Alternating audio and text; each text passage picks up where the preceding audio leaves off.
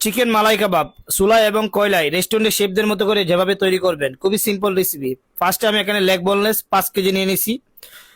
এই চিকেনগুলি আমি স্লাইস করে নিছি। তার মধ্যে দিয়ে দিচ্ছি ডানো ক্রিম। আমি এখানে 3টা ডানো ক্রিম আস্ত দিয়ে দিচ্ছি ফুল। এরপর দিয়ে দিচ্ছি 60 গ্রাম গুঁড়া দুধ। এরপর আমি এখন দিয়ে দিব সামান্য পরিমাণ লবণ, সামান্য পরিমাণ চিনি, 1 টেবিল স্পুন করে হবে।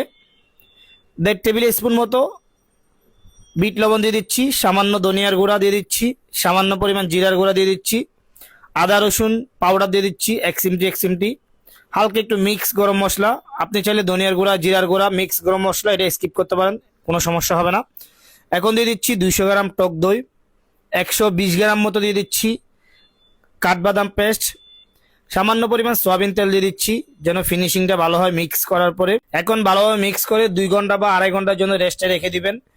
এরপরে যাদের বাসায় আপনার কয়লা সিস্টেম নাই, আপনারা ফ্রাই প্যান বা কড়াইয়ের মধ্যে সোলার হিটটা লো রেখে আপনি সয়াবিন তেল দিয়ে এই চিকেনটা 10 মিনিট সুন্দর করে ভেজে নিলে হবে।